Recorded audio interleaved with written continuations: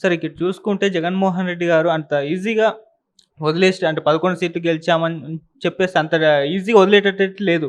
ఓదార్పు యాత్ర అయితే స్టార్ట్ చేయబోతున్నట్టు ఒక హింట్ ఇచ్చారు. డిసెంబర్‌లో ఎండింగ్‌లో ఆ విధంగా ఓదార్పు యాత్ర మొదలు పెడతా అన్నారు. అంతకుముందు ఒకసారి ఆయన ఓదార్పు యాత్ర చేశారు. అది కాస్త ఆయనకు లీడర్‌గా ఎదగడానికి అండ్ అధికారంలోకి రావడానికి హెల్ప్ అయింది.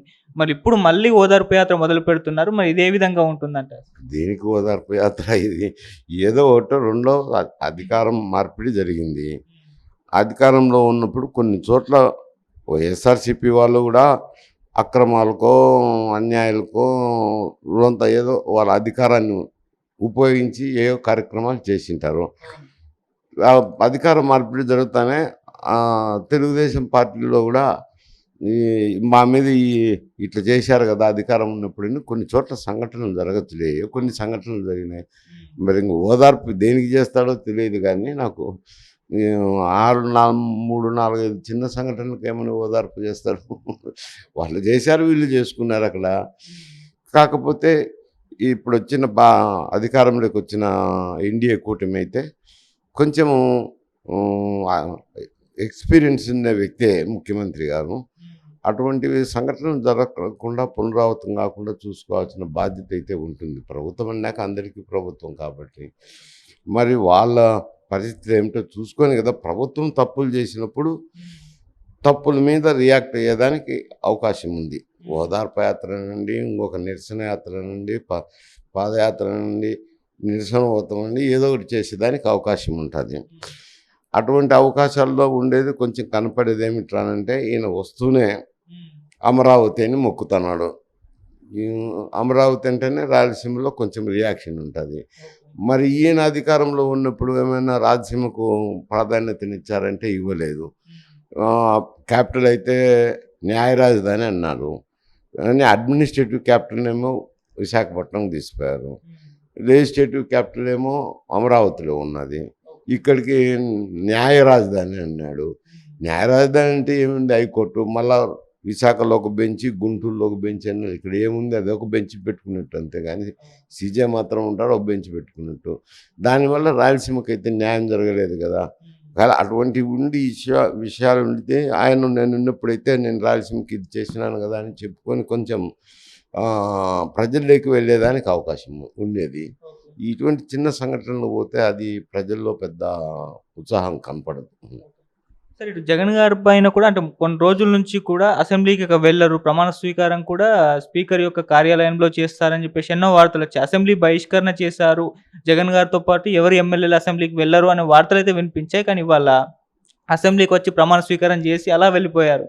సో ఇదే లాస్ట్ టైమ్ ఆయన అసెంబ్లీకి రావడం. మళ్ళొచ్చే ఎలక్షన్స్ వరకు ఆయన రారు అని చెప్పేసి అయితే వార్తలు వినిపిస్తున్నాయి. మరి అసెంబ్లీ బహిష్కరణ చేస్తారు అన్న వార్తల పైన మీ ఒపీనియన్? ఇప్పుడు ఆయన శాసనసభ్యుడు అయినాడు. ఆయనతో పాటు మరో 10 మంది శాసనసభ్యులు అయినారు. శాసనసభ ప్రమాణ స్వీకారం చేయడం అనేది అది శాసనసభ్యుడిగా అతని బాధ్యత, విధి. ప్రజల తరపున ఎన్నుకోబడిన తర్వాత ప్రజలకు సేవ చేస్తామని, రాజ్యాంగాన్ని పరిరక్షిస్తామని ప్రమాణం చేసి ప్రమాణ స్వీకారం చేయాల. అది మామూలుగా ఆనవాయితీ అయితే ఉంది అనుకోండి. ఏది శాసనసభలైనా చేయొచ్చు. ఏమైనా ఇబ్బందికర పరిస్థితుల నుండి శాసనసభకు హాజరు కాలేకపోతే శాసనసభ కార్యాలయంలో చేస్తుంటారు. అది ఏది అనారోగ్యమో అంత ఇబ్బందికర పరిస్థితి ఉండాలి. ఇప్పుడు ఆయన 11 మంది శాసనసభ్యులే ఉండి ఒక రాష్ట్రానికి ముఖ్యమంత్రిగా పరిపాలించారు నిన్నటి వరకు. లెజిస్లేచర్ పార్టీ నాయకుడిగా ఉన్నారు. అంటే లెజిస్లేచర్ పార్టీ నాయకుడు అని అంటే అప్పుడు తెలుగుదేశం అయితేనేమి, స్వతంత్రులు అయితేనేమి ఎవరున్నా అందరికీ నాయకుడే ఆయన.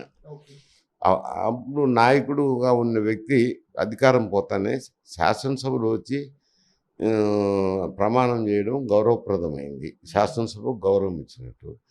కాబట్టి వచ్చిండొచ్చు, ఇచ్చిండొచ్చు. రేపు శాసనసభ సమావేశాల్లో పాల్గొనరా అంటే వాళ్ళు ప్రతినిధులుగా ఎన్నుకున్నాక శాసనసభ సమావేశంలో పాల్గొని ప్రజా సమస్యలను లేవనెత్తి ప్రభుత్వ లోటుపాట్లను వేలెత్తి చూపించగలిగితేనే కదా మళ్ళీ ప్రజల్లో ఉత్సాహం వచ్చేది. నేను శాసనసభ్యకే వెళ్ళనని ప్రమాణం చేసి వెళ్తే అది ఒక రకంగా ప్రజలను అవమానపరిచినట్టు అవుతుంది. మీరు ఎంతో ఒక శాతం ప్రజలు వేసినారు, ఓడిండొచ్చు. కొంతమంది శాతం ప్రజలైతే ఓట్లు వేసినారు కదా.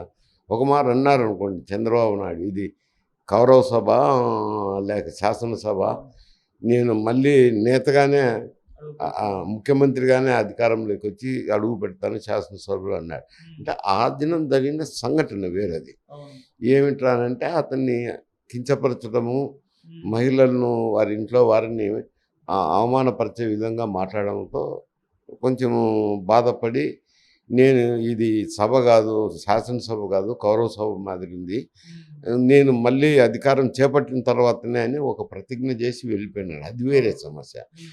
ఈయన శాసనసభని పూర్తిగా శాసనసభకు హాజరు కాకుండా పోతే ఏమవుతుంది అంటే రాంగ్ మెసేజ్ పోతుంది, తప్పుడు మెసేజ్ పోతుంది. హాజరు అవ్వాల్సిందే, అయ్యి ప్రభుత్వం చేసే తప్పులను వేలెత్తి చూపించవచ్చు. 11 మంది శాసనసభ్యులు వేలెత్తి చూపించే దానికి ఇబ్బందికర పరిస్థితి ఏమి ఉండదు. కొంచెం సమయం తక్కువ వస్తుంది. కాకపోతే వచ్చిన సమయంలోనే స్ట్రెంగ్త్ తక్కువ ఉంది కాబట్టి వాళ్ళకు సమయం తక్కువ వస్తుంది. అందులో ఫ్లోర్ లీడర్ కూడా కావాల్సిన సఫిషియెంట్ స్ట్రెంగ్త్ రాదు కాబట్టి. కాకపోతే ఆ సమయంలోనే వాళ్ళు ప్రభుత్వ తప్పులను వేలెత్తి చూపించగలిగి, ప్రభుత్వ లోటుపాట్లను చూపించగలిగితే ప్రజలు మళ్ళీ ఆకర్షితులయ్యేదానికి అవకాశం ఉంటుంది. కానీ సార్ ఉన్న 11 మందిలో కూడా చాలామంది జంపింగ్ అవ్వబోతున్నారని వార్తలైతే వినిపిస్తున్నాయి. సో, ఒక 4, 5 అయితే పేర్లైతే ఉన్నాయి. మరి ఉన్న కాస్త మందిని తీసుకెళ్ళి అసెంబ్లీకి వెళ్తే అసలు టైం ఉండదు మాట్లాడడానికి. మళ్ళీ అవమానాలు ఎదుర్కోవాల్సొస్తుంది. దీనికి బదులు ప్రజల్లో తిరగడం, ఇటువంటి యాత్రలు చేయడం ఇది బెటర్ గదా అని చెప్పేసి ఒక ఆలోచనలో ఉన్నట్టే కనిపిస్తుంది. ఇప్పుడు 11 మంది శాసనసభ్యులు ఉన్నారు. అందులో ఒకరు ఆయన. అంటే 10 మంది. 10 మందిని నాయకుడు అనేవాడు నిలుపుకోవాలా, వాళ్ళు వెళ్ళిపోకుండా చూసుకోవాలా, వాళ్ళను ఉంచుకొని ప్రభుత్వం లోటుపాట్లను చూపించాలి. కానీ వాళ్ళు నేను శాసనసభ పోతే ఉన్న నలుగురు కూడా వెళ్ళిపోతారని భయపడి వెళ్ళిపోతే ఏమవుతుంది? పార్టీ కిలబడిపోతుంది కదా. పార్టీ బలకొనేదానికి ఉన్నది. ఊరికే ప్రజల్లోకి పోయి యాత్రలు చేస్తానే పార్టీ అధికారంలోకి రాదు. నీవు ఏమి చేసినావు అనేది కూడా ప్రజలు చూస్తారు. ఒక నాయకుడిగా నువ్వు ధైర్యంగా పోరాటం చేసినారా లేదా అనేది చూస్తారు. కానీ శాసనసభ నుంచి పారిపోతే ఉన్న నలుగురు కూడా పోతారేమని పారిపోతే మాత్రం అది ప్రజల్లోకి రాంగ్ మెసేజ్ పోతుంది. కానీ సార్ ఇప్పుడు వైసీపీ నుంచి వెళ్ళిపోవాలనుకునే వాళ్ళు అయితే బీజేపీ లేదంటే జనసేన లేకుంటే టీడీపీ ఇటువైపు వెళ్తారు, కానీ కాంగ్రెస్ వైపు ఎందుకు చూస్తారంటారు? అసలు కాంగ్రెస్ పరిస్థితి ఇక్కడ చూస్తే చాలా ఘోరంగా ఉంది కదా. కాంగ్రెస్ వైపు ఎందుకు చూస్తారంటారు? అక్కడ పరిస్థితులు వేరు. అక్కడ టీడీపీ, జనసేన వాళ్ళు, బీజేపీ ఉమ్మడిగా ఎన్డీఏ ప్రభుత్వమే అనాల్సిందేలేం కాదు. ఇంకా అన్నప్పుడు వారికి వ్యతిరేకమైన ఓట్లు ఉంటాయి కదా. వ్యతిరేకమైంది వైఎస్ఆర్సీపీకి పడింది కదా ఓటు. ఆ ఓటు కాంగ్రెస్ వైపు అంతకుముందు గతంలో కాంగ్రెస్కు ఓట్ బ్యాంక్ అది. ఏది ఎస్సీస్ కానీ మైనారిటీస్ కానీ వీళ్ళంతా కాంగ్రెస్ ఓట్ బ్యాంక్, క్రిస్టియన్స్ కానీ కాంగ్రెస్ ఓట్ బ్యాంక్ కావాలి.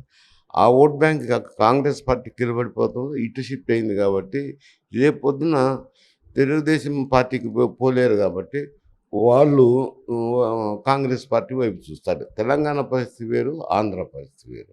సరే, ఇటు రేవంత్ గారి పైన కూడా ఒక విమర్శ అయితే రావడం చూస్తున్నాం. అంటే రేవంత్ గారు ఒకప్పుడు ఈ విధంగా ఎమ్మెల్యేలు షిఫ్ట్ అవ్వడం అనేది, షిఫ్ట్ అయ్యే వాళ్ళని పరిగెత్తించి కొట్టాలి అని చెప్పేసి రాజీనామా చేసి షిఫ్ట్ అవ్వాలి, కానీ ఎమ్మెల్యేలుగా గెలిచి ఇంకో దాంట్లో పార్టీకి షిఫ్ట్ అవ్వడం ఏంటి అని చెప్పేసి ఒకసారి ఆయన అన్నారు.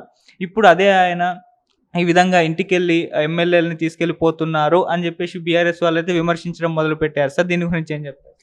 ఇప్పుడు రాజకీయాల్లో బీఆర్ఎస్ ఏమైందంటే, మొన్న పార్లమెంట్ ఎన్నికల్లో కొన్ని సీట్లన్నా గెలుచుకొని ఉంటే వాళ్ళకు ఆత్మస్థైర్యం ఉండేది. ఇప్పుడు బీఆర్ఎస్ అనేది లోక్సభ ఎన్నికల్లో పూర్తిగా ఒక్క సీటు కూడా గెలవలేకపోయింది. అంటే ప్రజల్లో ఏ అభిప్రాయం ఉందనేది ప్రజల మనస్తత్వాన్ని తెలియజేసినప్పుడు కొంచెం వాళ్ళ శాసనసభ్యులు అయితేనేమి, బీఆర్ఎస్ నాయకులు అయితేనేమి ఒక విధమైన అభిప్రాయం ఏర్పడుతుంది.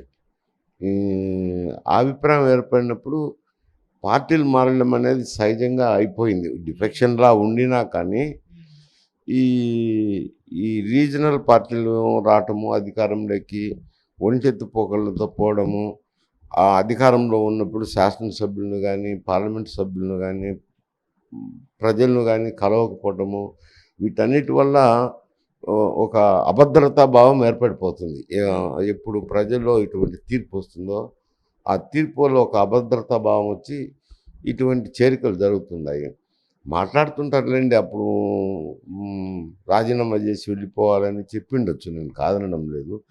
ఇప్పుడు అభద్రతా భావం ఏర్పడినప్పుడు వాళ్ళ యొక్క రాజకీయ మనుగడ కూడా సాగించుకోవాలి కాబట్టి